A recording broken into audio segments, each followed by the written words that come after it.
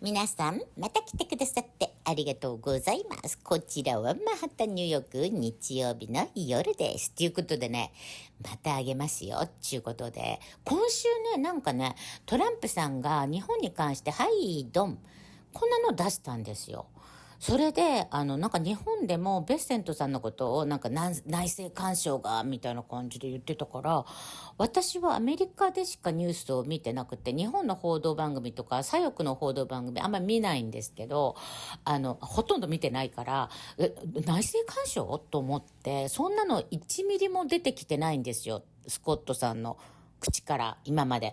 だから今日見てみたんですね。日曜日に上がってたんで。やっぱり全然そんなこと言ってませんでした。ということで、日本の皆さんに見ていただきたいと思います。でね、このトランプさんの例のこれが出た時に、甘やかすって何言ってんだよとか言っても、その下のコメント、アメリカ人のコメントがみんな日本用語だったんですね。だからなんかすごい、ちょっとね、嬉しくほっこりなりました。なんか、そんなまずい米買いたいわけないだろうとか、そんな農薬いっぱい使ってるだろうとか、日本を苦しめるなとか、俺の本棚見てみるよ、質が高いからに決まってるだろうとか、なんかすごい、なんか日本用語がものすごかったんですね。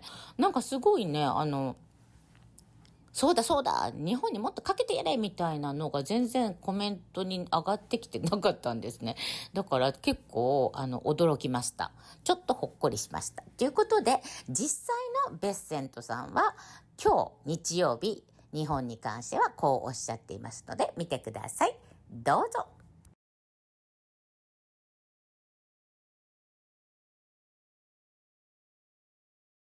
Message to them? Well, I think there's a lot of misinformation out there. I think TDS, Trump Derangement Syndrome, has turned into Tariff Derangement Syndrome. As soon as you call them the Trump tariffs, 90% of Democrats hate them. And I'm going to have to disagree with Goldman Sachs and JP Morgan. The empirical data shows that we have seen no inflation thus far, and we'll see over the coming months. And Shannon, there's a big difference in inflation and a one-time price adjustment also. Inflation is a generalized monetary phenomenon. We're not going to see that. And thus far, we haven't even seen the one-time price adjustments. What we are seeing, the business model for many of our trading partners, especially in Southeast Asia, is to produce, and the manufacturers in those countries are taking the price increases into, or the tariffs into their margins.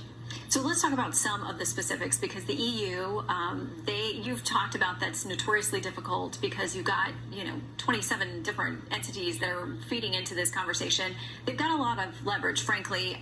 They have talked about the fact that they're ready for retaliatory tariffs if this new level kicks in. I know there were talks through the weekend. Where are we with them?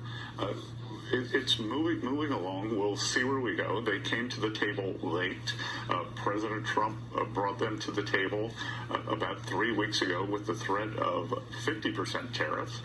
That got an immediate reaction from about 5 of the national leaders, and he had a call with Ursula von der Leyen right after. So we're getting much more fulsome negotiations. But Shannon, I would disagree with you. The leverage here is with the United States. We are the deficit country, the surplus country. The EU has a gigantic trading surplus with us. We have the leverage because their economy is much more export dependent than the U.S. In general, the U.S. is a very large closed service economy that our imports are quite low. We're a big economy, which makes the deficit numbers big. Let's talk about Japan. The president said this week, tough to make a deal with them. He said they're very spoiled. How's that going? Japan, again, they are great allies. I think that there may be a nuance here that they have upper house elections on July 20th, and a lot of the things that they're talking about require legislation, so we may have to see what happens with those elections. Okay, I want to ask you, too, about the Fed chair. The president has said this week, among other things, called Jerome Powell a moron. They are not besties at this point, it appears. There's speculation now that he may go ahead and announce a replacement for him way early, since his term is not up until next May. Wall Street Journal reporting this: an early announcement could allow the chair in waiting to influence investor expectations about the likely path for rates, like a backseat driver attempting to steer monetary policy before Powell's term ends.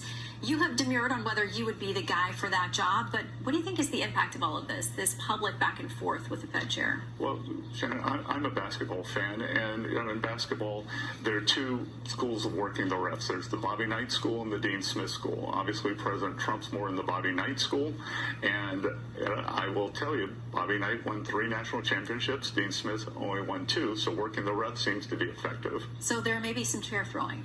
Sorry? That's what you're saying. There might be some chair throwing if we're going with the Bobby Knight school of how this is done. Think about this. There are good candidates already on the Fed board who for Fed chair, and they make their opinions known at every meeting. So I don't find that disruptive at all. Okay. Mr. Secretary, great to have you with us. Thank you so much for the time.